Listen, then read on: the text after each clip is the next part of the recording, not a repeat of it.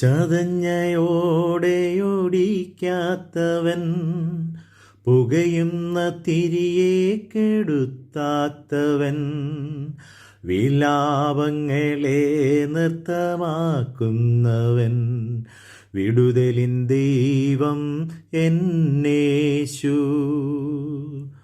അതേ പ്രിയമുള്ളവരെ, വിടുവിക്കുന്നവനായ ദൈവം, വിടുതലിൻ്റെ ദൈവം, നമ്മൾ ദിവസങ്ങളിൽ പഠിച്ചുകൊണ്ടിരിക്കുന്ന ഈ ദൈവവചന ചിന്തകൾ നമ്മുടെ ജീവിതത്തിൽ ആശ്വാസമായി തീരട്ടെ, അനുഗ്രഹമായി തീരട്ടെ എന്ന് വീണ്ടും പ്രാർത്ഥിക്കുന്നു.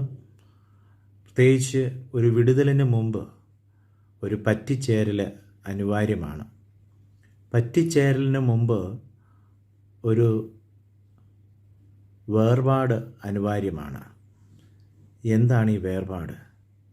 നമ്മൾ കഴിഞ്ഞ ദിവസം ചിന്തിച്ചതുപോലെ പറ്റിച്ചേരുന്നതിന് മുമ്പ് ഈ ലോകത്തിൻ്റേതായ പാപവശങ്ങളിൽ നിന്നും മലിനതകളിൽ നിന്നും നമുക്കൊരു വേർപാട് അനിവാര്യമായിരിക്കുന്നു.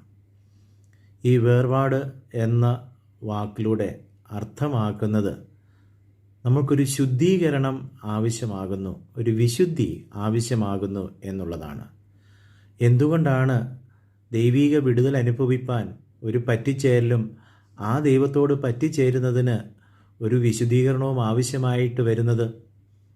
പ്രിയമുള്ളവരെ, നമ്മൾ ലേവ്യ പുസ്തകത്തിൽ വായിക്കുന്നുണ്ട്. 19-ാം അധ്യായത്തിൻ്റെ 2-ാമത്തെ വാക്യത്തിൽ ഇപ്രകാരം വായിക്കുന്നു: ഞാൻ വിശുദ്ധനാകിയാൽ നിങ്ങളും വിശുദ്ധരായിരിപ്പീൻ. അതേ ദൈവമക്കളെ, വിശുദ്ധനായ ദൈവത്തോട് നമുക്ക് പറ്റിച്ചേരണമെങ്കിൽ നമ്മുടെ ജീവിതവും വിശുദ്ധമായിരിക്കണം.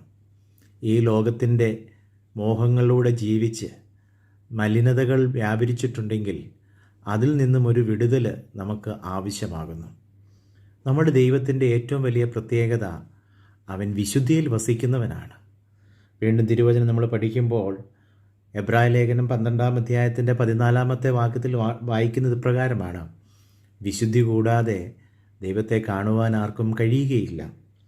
വീണ്ടും 1 തെസ്സലോനിക്കർ 4:3 കാണുന്നത് ദൈവത്തിൻ്റെ ഇഷ്ടമോ നിങ്ങളുടെ വിശുദ്ധീകരണം തന്നെ. അതേ പ്രിയമുള്ളവരെ, കർത്താവ് ശിഷ്യന്മാർക്ക് വേണ്ടി പ്രാർത്ഥിക്കുമ്പോൾ അവിടെയും പ്രാർത്ഥിക്കുന്നു. യോഹന്നാൻ്റെ സുവിശേഷം 17-ാം അധ്യായത്തിൻ്റെ 17-ാമത്തെ വാക്യത്തിൽ പറയാണ്: സത്യത്താൽ ഇവരെ ശുദ്ധീകരിക്കണമേ, നിൻ്റെ വചനം സത്യമല്ലോ.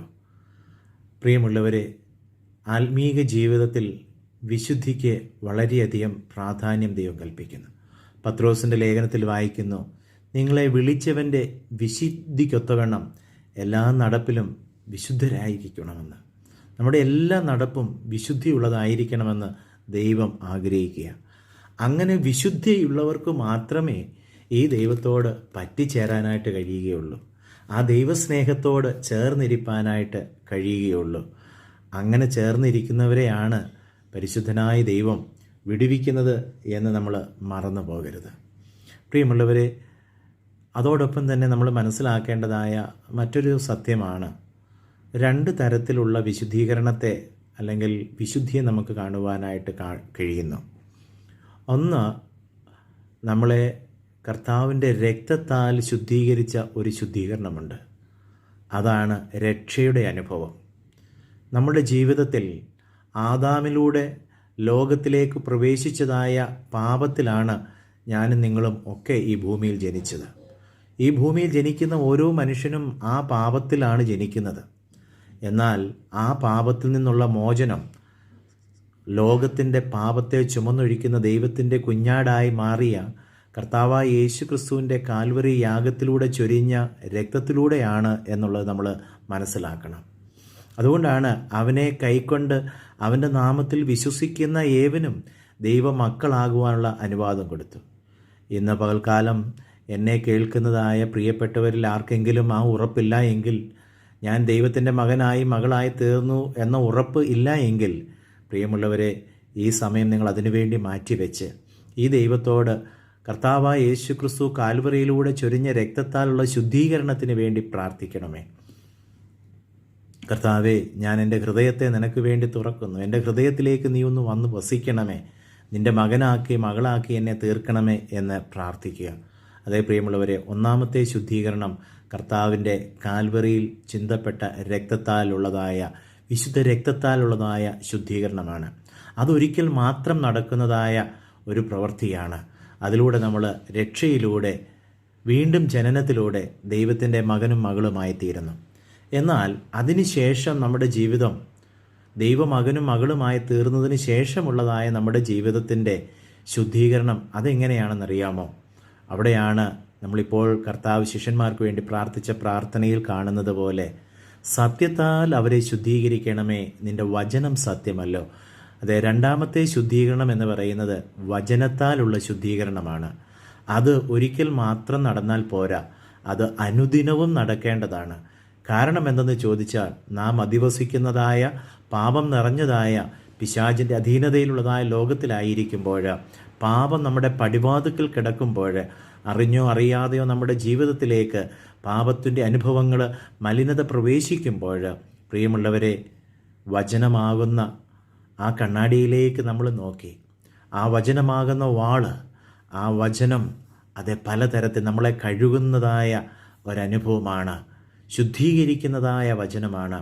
അതുകൊണ്ട് ആ വചനം വായിക്കുമ്പോൾ, ധ്യാനിക്കുമ്പോൾ, ദൈവവചനങ്ങളെ നമ്മൾ പ്രസംഗമായി കേൾക്കുമ്പോഴൊക്കെ നമ്മുടെ ജീവിതത്തിൽ ഒരു ആത്മശോധനയുടെ അനുഭവം ഉണ്ടാകണം.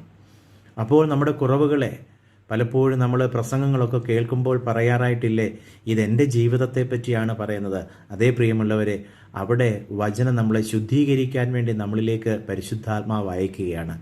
അപ്രകാരം കേൾക്കുന്ന വചനങ്ങളെ നമ്മൾ ഉൾക്കൊള്ളുകയും, ഇതെന്നോടാണല്ലോ സംസാരിച്ചത്, കർത്താവെ, ഈ വചനത്തിന് മുമ്പാകെ ഞാൻ എന്നെ സമർപ്പിക്കുന്നു, എൻ്റെ പാപത്തെ ഞാൻ തിരിച്ചറിയുന്നു, എൻ്റെ കുറവിനെ ഞാൻ തിരിച്ചറിയുന്നു കർത്താവെ എന്ന് പറഞ്ഞ് പ്രാർത്ഥനയോടെ സമർപ്പിച്ച് ആ വചനത്താലുള്ളതായ അനുദിന ശുദ്ധീകരണം, ഇങ്ങനെ ഈ രണ്ടു തരത്തിലും ശുദ്ധീകരണം പ്രാപിച്ച് വിശുദ്ധിയിൽ ജീവിക്കുന്ന ഒരു ദൈവ പൈതലിന് മാത്രമേ കർത്താവിൻ്റെ ഈ സ്നേഹത്തിലേക്ക് പങ്കുകൊള്ളുവാനായിട്ട് സാധിക്കത്തുള്ളൂ.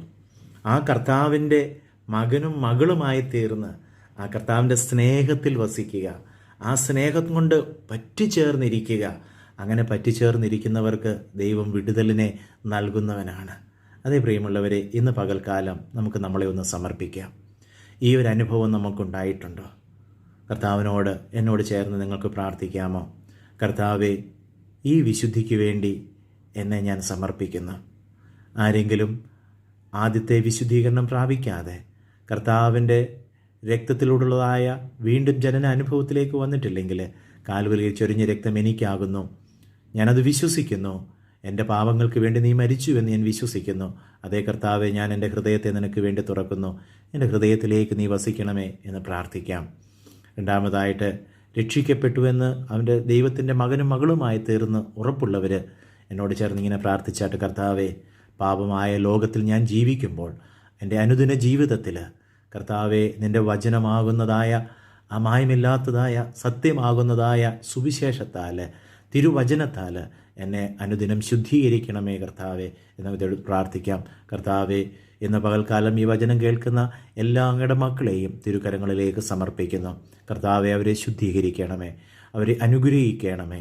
കർത്താവെ, എല്ലാവരും ദൈവത്തോട് പറ്റിച്ചേർന്ന് നിന്ന് ദൈവീക വിടുതൽ അനുഭവിച്ച് ഒരു വിജയകരമായ ജീവിതം, സന്തോഷകരമായ ജീവിതം, സമാധാനപൂർണമായൊരു ജീവിതം ഭൂമിയിൽ നയിപ്പാൻ സഹായിക്കണമേ. യേശുവിൻ നാമത്തിൽ തന്നെ, ആമേൻ.